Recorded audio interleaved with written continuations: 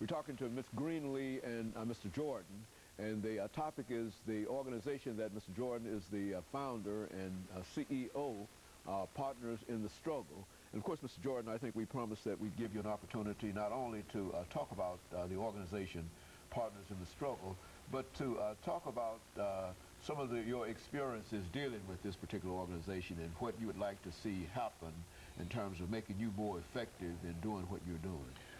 Well, first of all, as far as making the organization effective, I think the families whose loved ones have been murdered, they must come out and be active. They must be proactive, they must be vigilant, and they must be steady in keeping the memory alive of their loved ones who've been murdered. And the reason why I say that is you have a lot of families who right now who've been affected by murder within the last 2 weeks. Okay. Denise Brown, Mr. Ping at Tennessee State University, his family, and Natalie Madison, who was murdered in living apartments. These are families whose loved ones have been murdered. And now it's time to get out and act on what can we do to stop this murder, the murders, and the gun violence that is so senselessly struck in these families. I think one of the most serious situations that hit me was, when Denise Brown was murdered, 15 years old, was in the prime of her life, and her life was snuffed out. The young man who committed this act, was a young African-American male. And you have two sides of the family who are going to be devastated by the murder, the perpetrator, and the family, which is Denise, who is no longer here. We must unite together and to stop this thing. And it's going to take all of us. It's going to take all of us. And of course, Ms. Greenlee, you came out and then became a part of the organization Partners in the Struggle as a result of Mr. Jordan. Why don't you talk about how you became involved in this organization? Well, early on I was saying, I've kind of noticed early on in the early 70s all the violence was going on.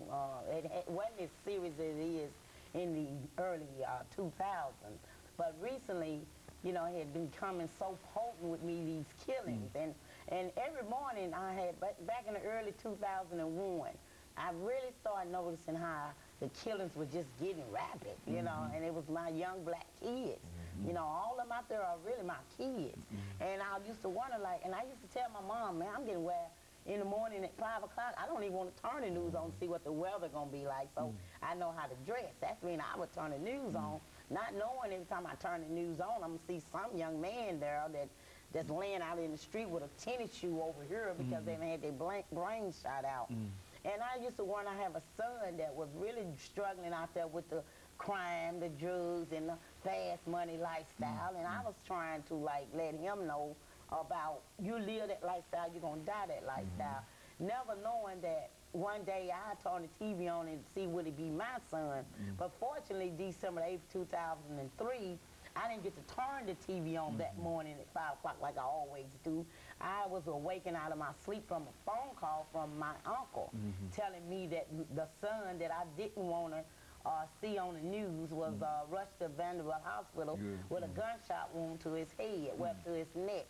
And that right there itself, it was 2 o'clock, so I had 3 more hours to turn the 5 o'clock news on, and that would have been my devastating moment of my time to click that remote. From that day on, that's where I became partners in the Partners of the Struggle, simply because Brother Earl, he saw that on there, and he said so clear that 12 days before that, he saw me on TV feeding the homeless with my organization, Galaxy Star. And 12 days later, he saw me on there angry about who killed my son.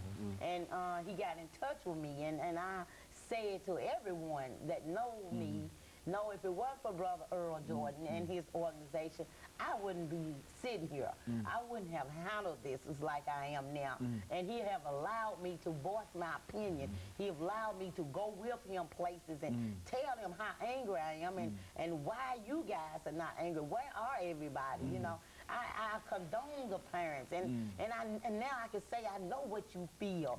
See, Rodriguez was my only child. I didn't have any more kids to love on, and I know it hurts, and I don't know what the parents are really feeling, but I need some of these parents to get up come out and stand up. Now, early on, I did say, if you don't want to speak out, just stand behind me, and I'll be your voice. And he know that, and he repeats that a lot to the parents. It don't have to be the mother. It could be an angry auntie, an angry grandmother, or uncle, or granddaddy. I need some more voices standing behind me, because I'm fed up with this, and it's not going to stop. And the police and the media is not going to stop. And I'm not blaming them. I'm just saying, us mothers and us dads and granddads and grandmothers, aunties, we have to stop this. I am really angry about my son, or better yet, my son's murderer is free.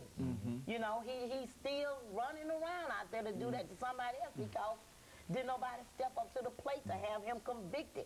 I didn't have enough evidence to have him convicted. I don't know what happened right today.